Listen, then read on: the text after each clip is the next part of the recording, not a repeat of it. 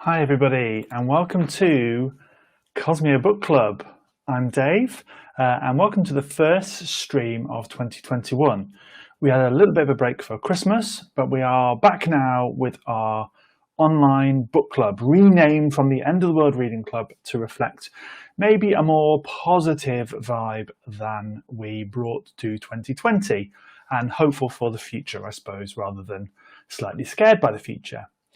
So you're very welcome this Sunday morning if you're watching live, and you're also very welcome if you're watching back on the recorded video, which you can access on our YouTube channel. We try and put out a slightly higher quality version that we've recorded rather than the one that's streamed. Now, we are experimenting with a new streaming service this week. So if you can not hear me or not see the chat, then let me know. It should work exactly the same. It looks like it's all working this end and that there's a decent sound volume coming out. But if not, let me know and I'll try and fix it. And I'm going to probably pop and have a little look at the Facebook stream just to see what's going on over there and whether there is anything I'm missing. But hopefully everything will work out pretty good. So, on with the show. We've got about an hour together this morning and we're going to be talking about this book, Before the Coffee Gets Cold, Tales from the Cafe. I've got some notes here of things that I'm interested in talking about. Hopefully you'll have some things that you also want to talk about. If you do and you want to get involved in the conversation, then put them in the chat on the comments on whatever service you're on. I should be able to see them. And then also put them on the screen so that other people can enjoy them as well. And we can have a bit of a dialogue about this book, which I think has got a lot in it to talk about. So hopefully you'll have some comments and some conversations.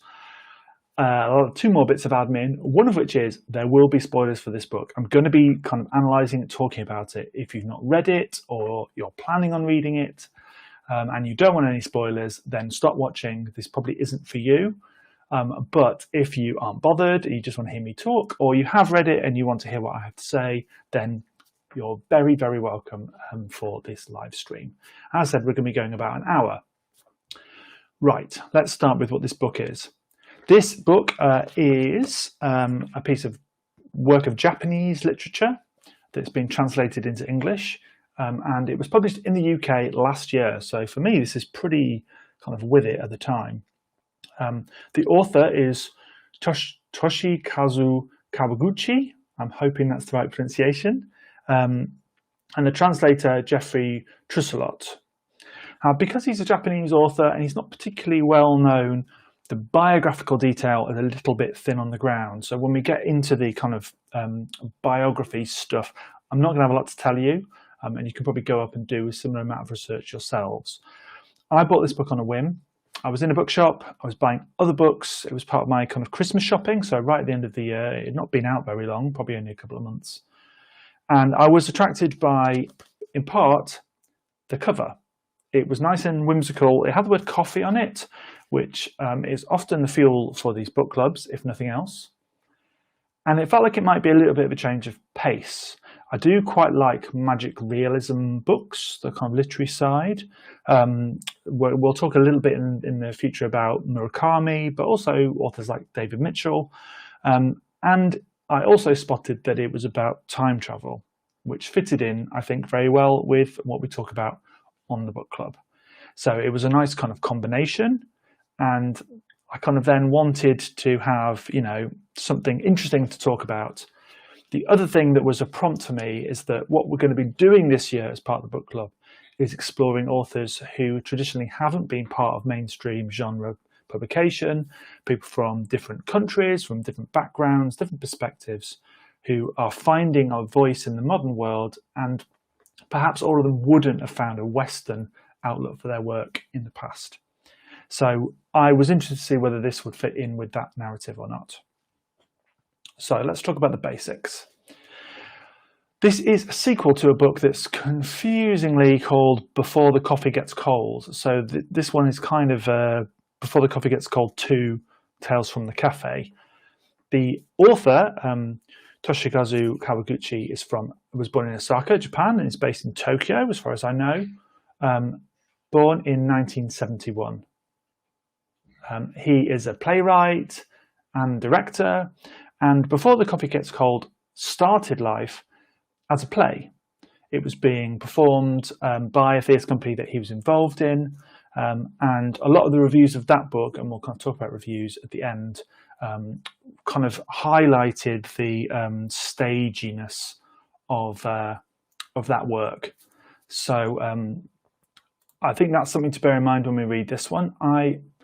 It's a bit difficult to find the information, but I'm pretty sure that this book wasn't initially as a play, but it might have been that the play was kind of split into two books. Without having seen the play script, it's hard to know, I think. But these are his only published works. So Before the Coffee Gets Cold was his first book, and this is the second. And here is the synopsis from the English language publisher, which does a better job than I think about saying what the book is about. In a small back alley in Tokyo, there is a cafe which has been serving carefully brewed coffee for more than 100 years. But this coffee shop offers its customers a unique experience, the chance to travel back in time. So this is a story of 4 new customers in this case, each of whom is hoping to take advantage of the cafe's time traveling offer. And then it lists the 4 kind of people who are going to be going back in the stories, in these 4 little stories. This beautiful, simple tale tells the story of people who must face up to their past in order to move on with their lives. Kawaguchi once again invites the reader to ask themselves, what would you do, essentially, in this situation? So I'm very aware this is a sequel, and I haven't read Before the Coffee Gets Cold. I don't know why I picked up this one and not the other one. I think they were both actually available for sale in the shop, but something about this one spoke to me. Maybe it was the cover colour was just slightly nicer to my aesthetic. I'm not really sure. But anyway, this is the one I ended up with. And I think having done some reading about the first book, it doesn't really matter. I think you can read either of these first. But it might be better to start with Before the Coffee Gets Cold. Again, we'll talk a bit about that when we get to the reviews, I think. So the way the book is structured is there are 4 interconnected short stories. They're almost vignettes about 4 people who visit this cafe to travel in time. And it also follows the staff who work in the cafe and their story. And the stories progress chronologically over time. So we see the staff respond to and evolve as the story does. As far as I know, you get less of that in the first story, less of the staff. It's more about the people who are visiting. The last thing I was going to say in the basics actually was that the first book was adapted into a film, a Japanese language film in 2018, which I'm not sure from the reviews is something I necessarily want to read or necessarily reflects the heart of the books for me. I think it had to be changed quite a lot for television, so perhaps does a different thing. So the book starts with a key question. If you could go back, who would you want to meet? And I'm interested in that question because I'm not sure it quite gets to the heart of what I think this book is about. I don't think the who is important. For me, I think the question, and maybe this is something we'll come back to throughout the stream, is if you could go back, how will it help you? How will it help you? Not necessarily somebody else, but you. So there are 4 stories: the best friend, mother and son, the lovers, and the married couple. And if you need a bit of a reminder about what happened in those stories, then the best friend is somebody that has been bringing up his best friend's daughter after a tragic accident. She's getting married and he wants to talk to the father, and he's been kind of keeping this a bit of a secret. And he's been carrying this with him for 22 years. The second one is mother and son. So mother and son is a son who has missed the death and funeral of his mother and wants to have a final conversation with her. The lovers, number 3. Let me just find it in the book. So this is somebody who is gone from the past to the future to speak to someone who is his lover in the past. And then in the married couple, the last one, this is, let me just check, this is a detective, and the detective wants to go back and speak to his wife 30 years ago. So they all sound quite simple and quite affecting. You can imagine going to speak to your mother if they've passed away and you want to see them last time, or to go back and speak to a lover, or something like that. And we'll kind of get into, I think, the thematic elements of that and why it's, I think, more sophisticated than that initial description makes it sound. But what we'll start with is what we tend to start with in the book club, which is look at the setting and the characters. First thing I want to point out, and this is what I was just looking at in the book, is that the book begins with this, the relationship map of characters. I don't think I've ever seen a relationship map before. I'm not 100% convinced that it needs one. And if you have read the book and you've got an idea about this, please put it in the chat, because it would be great to hear what you think about whether there's any point to having it or not. I kind of feel like it was actually quite useful. I've just used it then for reminding me who people are, but I was less bothered by the relationships than I perhaps expected I would be when I opened that page in the book when I started reading it. The book is almost entirely, it all takes place in the Cafe Funicular. We're going to get back to that title in a bit of the stream where I talk about names for things. You know, that's one of my favorite things to do. The Funicular, which is in a Neapolitan Italian term, which is a surprise. The cafe is pretty grotty sounding and very small. It's not a Starbucks. It's a very kind of like out of the way, hidden basement cafe. I've just watched Parasite and it reminded me of their flat in a way. It's like this little tucked away space that nobody would ever hear of. Maybe a bit like a speakeasy. There's something slightly kind of illicit to it and hidden away. In the story, it's obvious that this cafe is known. It's talked about in kind of books and websites about urban mysteries. It's this kind of like legend. But actually the amount of people who use the cafe, it's talked about towards the end of the book, is quite small. So it's this kind of really out of the way place, very kind of like kind of weird. And I got the feeling it was probably quite dingy. I think if you look at the stream for the film, it's a completely different kind of cafe. It's like a bistro. This to me is like a really kind of like dingy and dark and out of fashion, out of place world, which has got a very very otherworldly presence to it.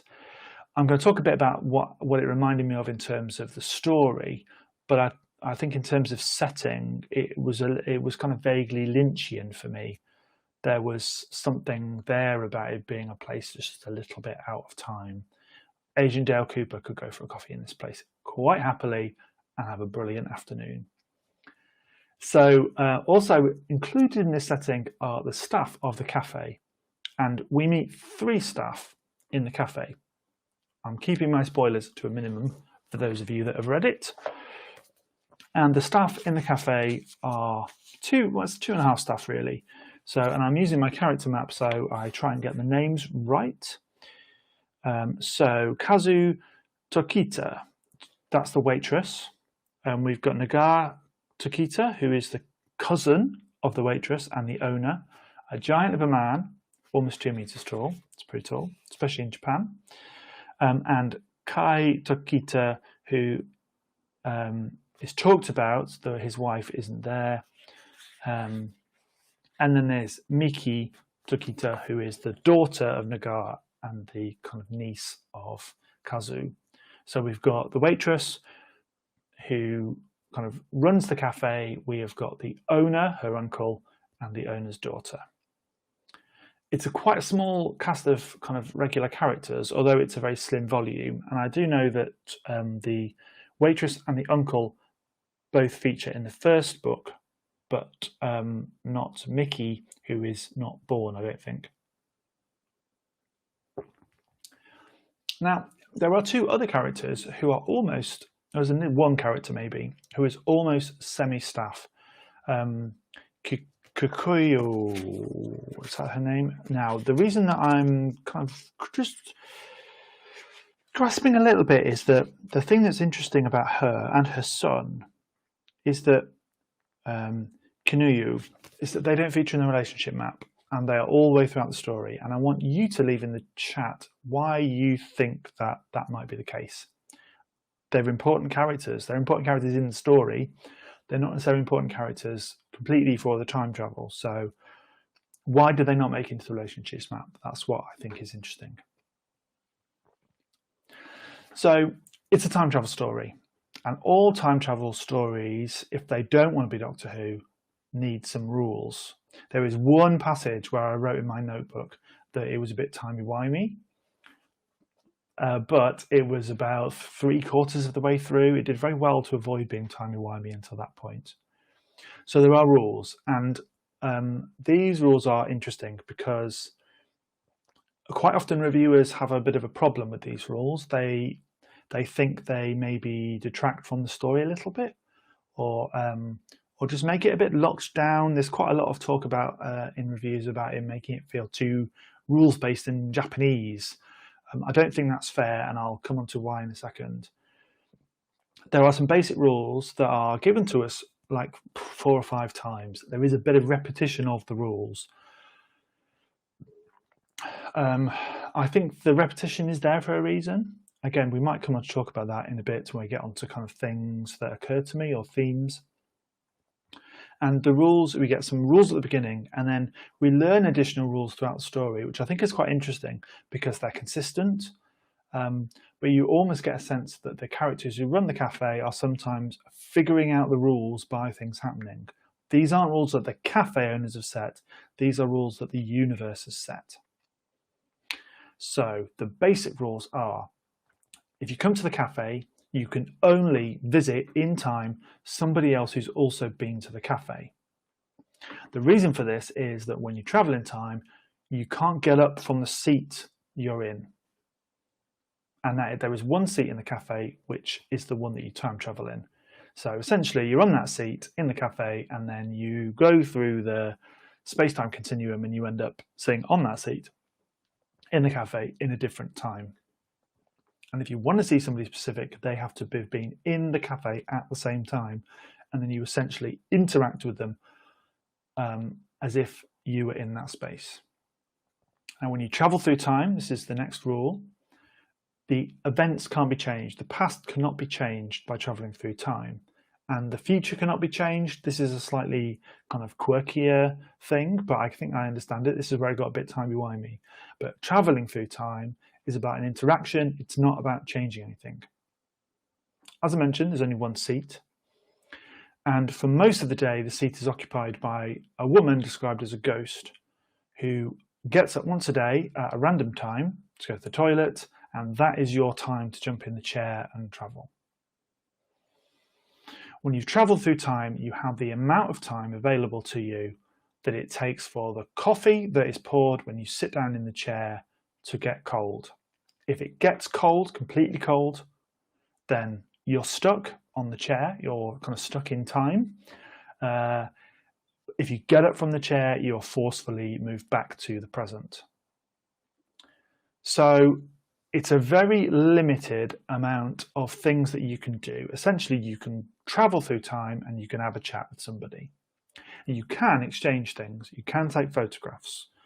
So there are interactions. It's not like it's a dream world where this could all be made up. You have tangible evidence that you've traveled through time. And our characters explore some of those additional rules in their storylines. So I thought this was quite interesting. One of the books we looked at last year also had time travel in it. And that again was a time travel with specific rules, but that was a time travel story where you could change the past. The present and the future were mutable things. I like that this was a very different approach, and actually it's not necessarily a very genre story. We'll talk about this definitely later on. But the time travel stuff is very genre in its precision. There is no explanation of why this cafe exists or how the time travel exists at all. I don't think that matters. But there is for definite some clear and fixed rules on why and how you can interact with this world. And I think that was really clever and really interesting because a lot of stories don't get all these rules right. So I have a quote here that was in one of the reviews from the author. I wanted characters ready to travel despite the bothersome rules. I wanted the story to be realistic. My characters can't change the present, even if sad things happen, like a disaster or the death of a lover. I wanted to write about how people must face reality. I had to have this rule so that the story was more of a dream, which is great because that's what I just mentioned. And I think this is, a really interesting way to think about time travel, is that quite often you need to have that motivation. What is people's motivation? It's in some ways it's the anti Stephen King novel about traveling back in time and the Kennedy assassination, which is an incredibly kind of interesting approach to time travel. With its own set of rules that are very carefully thought through. But I like that this is locked down. If you can only do this, is it worth it? Is it worth the risk? What would you try and do? So what happens in the book, to kind of finish off this kind of preamble, I suppose, is that we encounter these four characters who all have their experiences in the cafe. 3 people travel backwards, 1 person travels forwards, which is something I understand didn't happen in the first book. All of them have different motivations, but I think in some ways all of them might have the same motivation. There's stuff going on in their lives that they want to deal with by using time travel. So really fascinating, really interesting way of doing it. Okay, right, we've had like 25 minutes of what it's all about. Let's talk about the themes that came across to me. And I think the really obvious one, if you've done any research into Japanese culture, Japanese literature, is this concept, which I definitely can't pronounce right, of mono no aware. Mono no aware is the idea of kind of sentimentality for the past. What I'm actually going to do is bring up the Wikipedia definition just very quickly. So the literal thing is the pathos of things, but it's kind of it's about the awareness of impermanence. And when I was kind of refreshing my memory of the term and its place in Japanese culture, it struck me that time travel is the perfect vehicle to explore this concept, to explore this kind of relationship between your life and changes in your life, sentimentality for the past, holding on to the past and moving into the future. There is a lot of talk in this concept about the seasons, Japan having quite distinct seasons, and the movement between seasons being something that's very important and very clear and very linked to kind of transitions in life and things like that. And it's represented by cherry blossoms. And cherry blossoms feature in all the stories. The characters interact with cherry blossoms. So it's perhaps a little bit sentimental, but the author is giving us those hints that this is what he's interested in exploring, is this kind of concept of impermanence and our relationship to what we've been through and how that affects what's going to happen in the future. So I want you to keep that in your mind, I think, as I talk about some of the other kind of themes that occurred to me. A second thing that really stood out to me is the relationship between the characters and the world they're living in. The first two stories, I think, make this really clear. We have two characters who have suffered financial ruin of some kind in their lives, not at the same point historically, and it's not necessarily linked to wider trends. But our first character, Gotaro, he has lost all of his money in his business. Lost his money in his business because of kind of financial trouble, and then has kind of restarted his life, and but is still kind of holding on to the past. And then our second character, Yukio Mita, he has also just kind of lost everything and is pretty much destitute, and is trying to figure out what to do next. And what really struck me was what Japan has been through as a country over the past 30 odd years. Definitely 30 years within when the books were kind of written and published.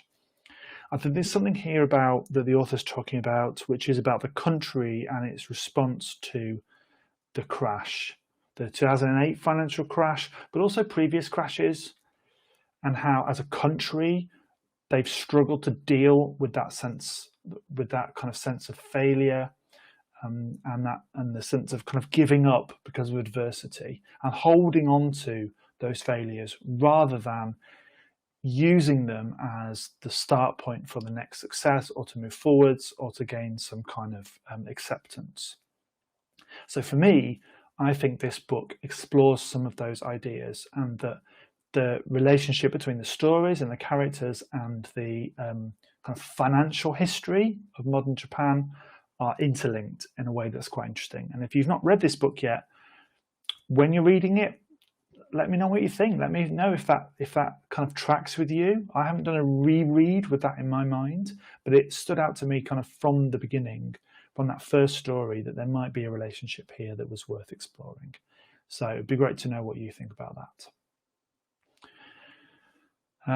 There's also this kind of idea of that it's the chance to say things you never got to say. This comes across quite a lot in the reviews of both books, of the first one and this one as the sequel. That the point of this is that it's things unsaid. This is the, we all know that feeling of, I don't want that to be the last thing I said to somebody, or somebody kind of moves away, or somebody moves out of your life and you never get the chance to say that one thing. That point of view, the chance that you never got to say, is quite often about us. It's about something that we want to get out of it. And I think that this story digs into that idea. I think on the surface, some of the characters at least, they're actually wanting to say things, at least initially, for other people as much as themselves. Sometimes it's selfish, sometimes it's not. But it's about the saying. Whereas I think this is a book essentially about grief. And my pitch is that this might be an ideal book for 2021 and 2022 as we come out of the pandemic and kind of look around and figure out, we're still here. What have we just been through? What's next? My thesis that I present to you is that all of these characters are as a quote in the book says, carrying out acts of mourning to allow us not to forget, but they're also finding, or they're giving themselves, by traveling through time, permission to find joy after tragedy and overcoming survivor guilt. This is what I think. The first character, our former rugby player, restaurant owner, he goes to the past because he feels guilty that he's raised someone else's child and not told them the truth. But what they get from their interaction is that they should feel proud of that, and that there is joy in that, and they've got permission to start living their own life. This is the same as experiences of other characters in this. And I think as we reflect on that, if we're still here at the end of this year and we've lost people. What would they say if we went back to speak to them? Now, one of my hooks into here of why I think this is interesting is there's talk in the book about spring. There's a lot about spring and the cherry blossoms and seasons and renewal, and the seasons being about renewal. Every winter has a spring contained within it is one of the sentences that stayed in my mind.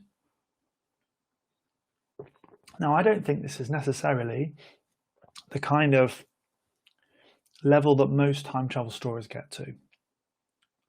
And I think it's something that is really powerful to take away from this story, is that interrogation of what do we need to do to give ourselves permission to move forwards, because we can't all travel through time.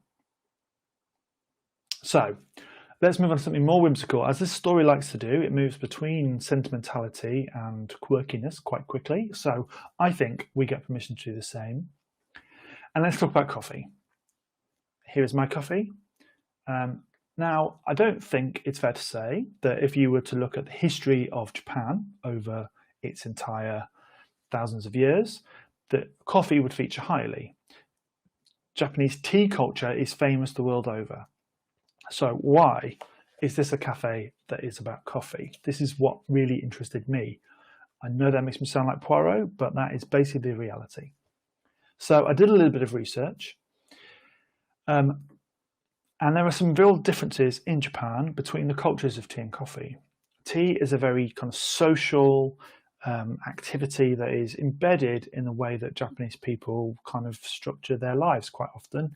And it is a thing about bringing people together. And then by contrast, coffee is the opposite. Coffee is very trendy and it's very important in Japan and Japanese culture. And that's grown over the last kind of 30, 40 years. But it's more of an isolating drink. So I think it's perfect for a small cafe where you can only fit 9 people at once. And it's somewhere for people to go who are in mourning. I think the reading that I did, and I'm happy to be corrected if this is off the mark, is that coffee here it's something that is, it still has that sense of theatre and sense of kind of importance. There's a very long section about coffee and where different coffees come from, which sounds quite weird, I think, to maybe to a Western reader. But coffee isn't less than tea in this story. It performs a different function. So a quiet coffee on your own when you're struggling is different from a social tea where you're interacting with people. And our characters in here are people that quite often, particularly in that last story, struggle with communication. So a quiet coffee house is the place for them rather than a busy tea house. Also interesting is the history of coffee in Japan, I think. I read a review of the first book that was suggesting that the cafe was started during the Edo period of Japanese culture, which ends in the 1860s, 1868. I don't think that's quite right. I think it's probably slightly afterwards. But the first coffee house in Tokyo is founded in the 1880s. So I think if we're thinking that this cafe is founded in the late 19th century, and we're looking at the 1880s, coffee culture arriving in Japan, the cafe opening, a kind of changing of regimes over that kind of period. All of those things maybe are interconnected in the author and the settings, and they're carefully kind of plotted out to kind of relate to each other. Also interesting is that the critic who brings Monono Aware to kind of the public world is within the Edo Empire and the Edo period.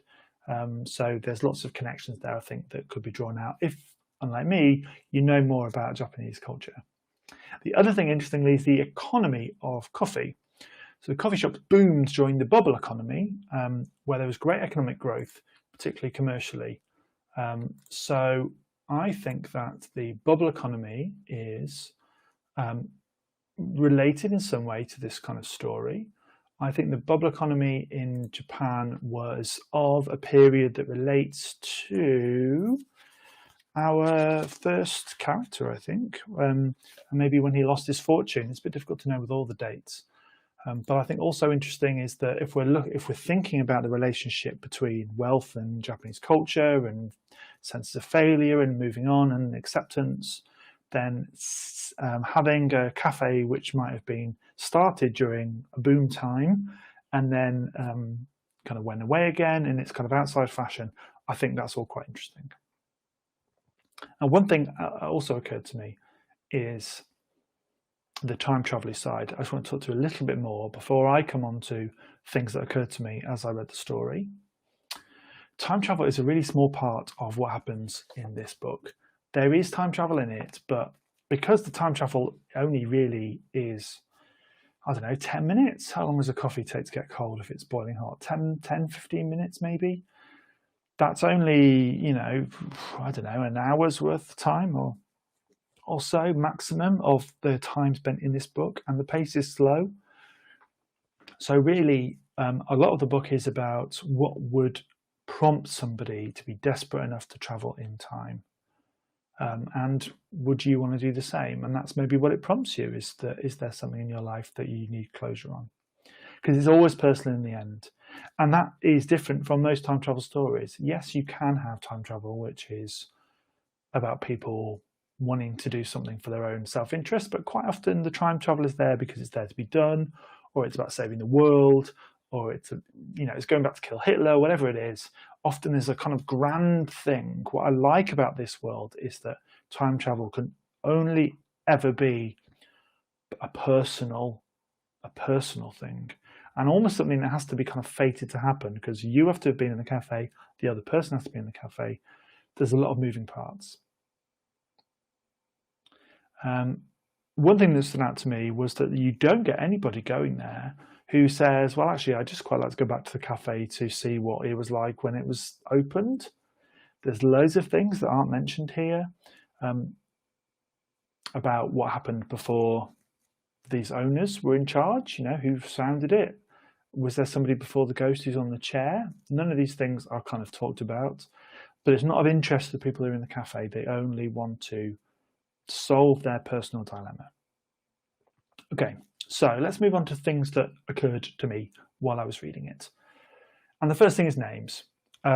I was really intrigued by this thing that the cafe is called the Funiculi.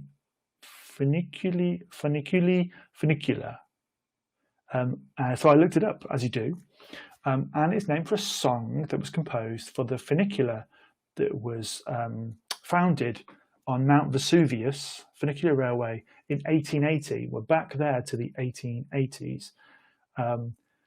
It's not a 100% serious song. I've got the lyrics in front of me, but I think perhaps they tie in with this Monono Aware. They tie in with what the book is talking about. So the song is to celebrate the funicular. So it talks about, get on the funicular, where are you going? Where this ungrateful heart no longer pains me. Where fire burns, but if you run away, it lets you be. It doesn't follow after or torment you, just with a look.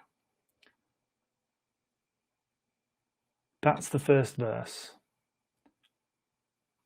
And then the last verse is, the car has climbed up high, see, climbed up high now, right to the top. It went and turned around and came back down, and now it's stopped. The top is turning around yourself. My heart is singing the same refrain, we should be wed.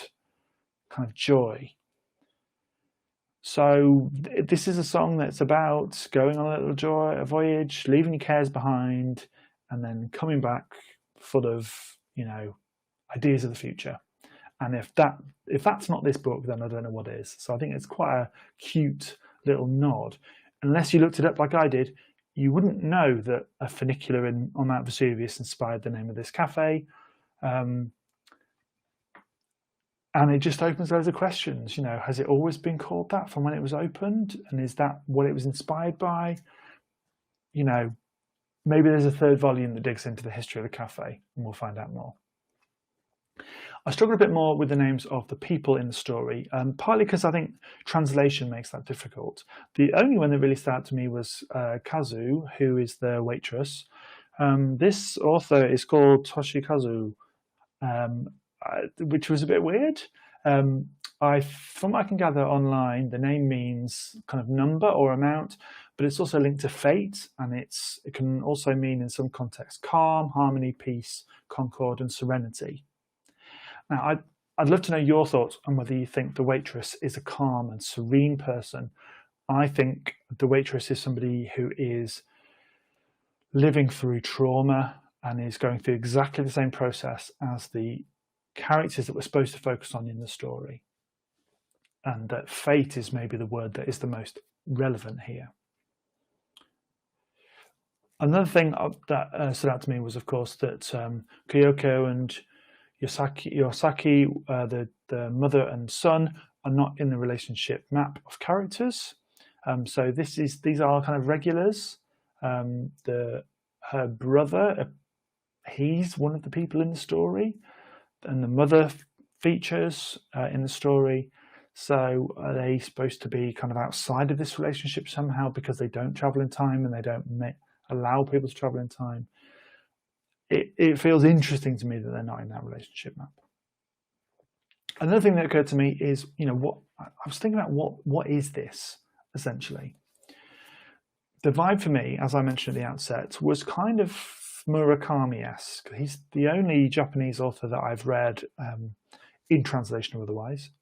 And there is definitely that kind of very slow, lyrical, magical realism vibe to it.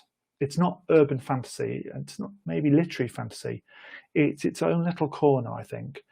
There's a lot of the reviews that talk about the language being quite awkward and quite stilted, and I don't know how much I want to comment on that because this is in translation.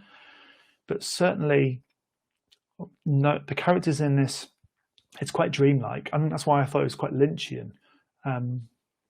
It's the other person that came to mind was Charlie Kaufman, or Spike Jonze, I suppose. There's a kind of Bing John Malkovich-y, the word's not what it seems kind of thing going on here, which I really love. And I think that's, I enjoyed this novel. I think that's partly why, is that it spoke to those things that writing can do that I quite like. But it is quite an interesting thing to explore, I would say, which is that. So yeah, I'd love to know your thoughts on, if you had to give this a genre, what would you give it? What would you say it was? Because yeah, I don't know if I know what the answer is necessarily. Maybe it doesn't need one. Maybe that's the point. Also, I'd love to know if there's more Japanese literature that is in this space, because if there is, I think I'll be quite interested in reading it. Okay, two more things that occurred to me. The first one is that I get the sense from the novel that small details matter. They matter to the author, and I think they matter to the characters. And there's quite a few kind of criticisms in the reviews that the novel gets stuck in kind of description and in detail that kind of slows down the story. I think I looked at it quite differently. I think I looked at it that this is a novel where that's the pace you should be reading at. It should give you a paragraph about the different coffees and what coffees people think are good and what coffees people think are bad. I think that's okay, and I think that's quite interesting. And I think that's quite a nice thing about this, is that the small details matter, small changes matter, and small changes in people are noticed by others. So yeah, I think there's something there about small details. I probably haven't quite fully formed that in my mind yet. And the last thing that stood out to me that I thought was quite nice is that the characters and ideas are seeded in the story. I think that there's something that's really interesting here. So this is a book in 4 parts, and you could quite easily imagine that these 4 parts were short stories that were published in magazines, and then they've been anthologized in this book. That's very much how it kind of reads. But at the same token, there are also 4 parts of one story. So for example, our time traveler in the 4th story actually appears in the 2nd story, and I think is in another one, but nobody notices he's there. Ideas, concepts are mentioned early. One of the rules is kind of mentioned offhand that presents can be taken back. I think that's maybe mentioned in story 3, and then that happens in story 4. It doesn't happen immediately. The author is content to kind of seed these things, and then they kind of come to fruition later on. So you've already kind of internalized that this is a rule of the universe, or this is a person in the universe, and then they make a surprising appearance a bit later on. I think that's really cool, and I really enjoyed that. So they were the kind of thoughts I had. I've had a warning to say that this recording has stopped recording on my computer, so there'll be no high-res version. I'm going to correct myself there. Okay, let's finish with the reviews. So one thing that was fascinating to me was looking at what's happened to this novel in the world. I hadn't heard of them. Really, I think I'd heard mention of them. I think I maybe seen a blog where it had mentioned this book, and I put it to the back of my mind, and then it's only after I'd bought it that I remembered that I'd seen that the first book, Before the Coffee Gets Cold, was something that I might want to think about. There were quite a few reviews for that first book. Most of them are written after the book had become quite popular. There was a very snooty review from New Zealand that was basically like, Auckland has gone mad for this book. I read it. I don't know why, because it's not very good. And from what I can tell, these books have sold very well. They've sold very quickly and been very popular all over the world in translation, having been a massive hit in Japan. So there's obviously something there that speaks to people about these books. I think the artwork is incredible, and it really helps sell copies, I would say. It's also quite a slim volume, so it's not a massive commitment if you want to read it. And people love coffee. I think these are all probably factors about why it's sold pretty well. But it's not reviewed very well. I struggled to find positive reviews of the first one that are written by, completely positive anyway, that were written by professional reviewers. I think reviews on booksellers' websites normally are pretty good. And I struggled even more to find reviews of the sequel. Considering how well the first one sold, I thought this was quite odd. This is all from one review I found on a website called Books and Bao, or Bao, B-A-O. Tales from the Cafe is exactly as sweet, as strong, as playful, sorrowful, touching and awkward as Before the Coffee Gets Cold was. It's more the same to a point. It continues to ask the question, what kind of person would want to travel back in time for a handful of minutes and why? It's an engaging premise and just as delightfully, if awkwardly, executed as it was in the original. What remains from the first novel is its same twee and awkward setup and atmosphere. The rules for time travel are silly. The awkward story conceits are strained and difficult to digest, but these novels quite honestly wouldn't be the same without them. This camp twee, hyperbolic K-drama tone helps to elevate some of the sorrow that many cafe tales often leave lingering when they're over. So a lot of the reviews, I think, talk about this kind of slightly camp and twee tone to the story, and I'm not really sure if that's fair. When I read them, I didn't necessarily think that they were super campy. I thought actually they were, the tone for me read differently. Yes, they can be very silly and some of the characters say and do some very weird things. To me, it felt like that contributed to more of a dreamlike state. The clanging of the bell when people walk into the cafe is kind of like to me, it signified you're in another world here. You're in a space where different rules apply, where you've just got to go with the weird, where it's going to affect your mind. It's almost like that bell is hypnosis, and that's something to explore.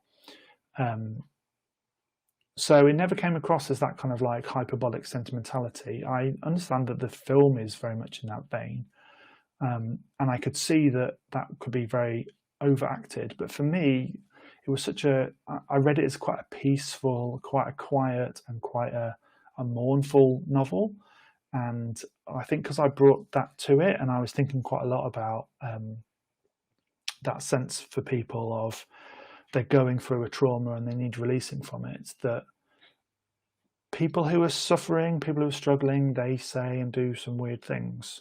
and they don't always act in a way that you would expect somebody to do in that situation.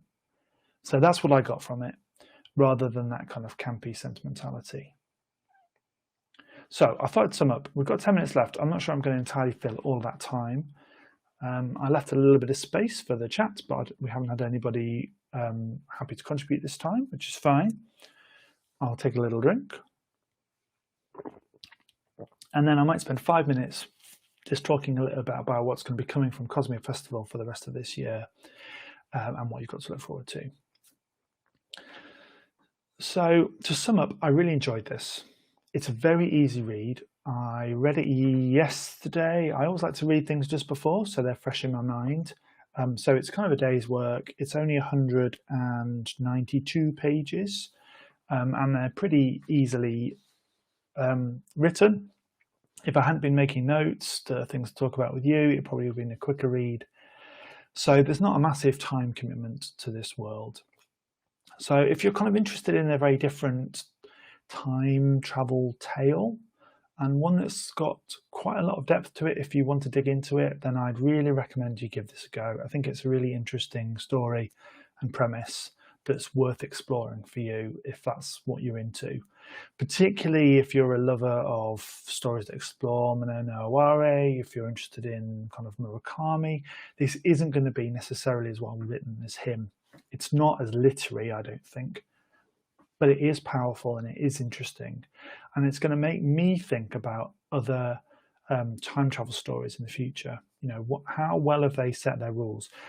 I wanted to take issue with that review, actually. I don't think the rules are silly. I think that the rules are quite interesting. I think physics says that time travel can't happen because we can't affect things that have already happened. Or at least one model of physics says that anyway. So if that's the case, then in this context, nothing changes. You can't do anything. You can't go anywhere. It's a conversation. Usually the conversation is with somebody that's just about to no longer be around. So it doesn't necessarily have a long-term impact on the world either. But I think it's freed by those rules. It's freed to not then worry about whether things are logical or if they fit. You're not worrying that whole time like you do a lot of time travel stories about whether the logic has been broken, because the logic is very fixed. And I think that's very clever.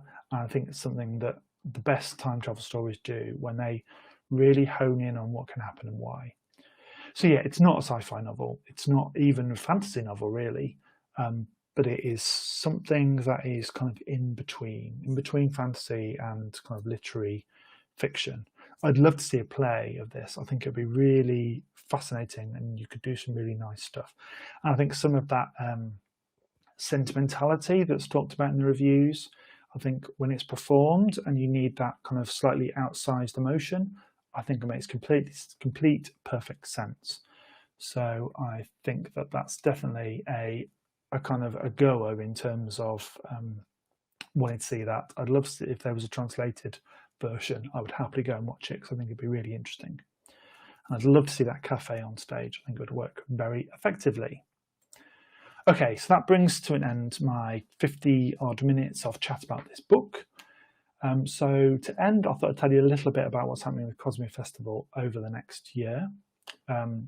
We had our Cosmia Festival back in the autumn of 2020, which was all online. You can catch up on lots of that content on our YouTube channel. We've got a playlist of all the events if you've not seen those.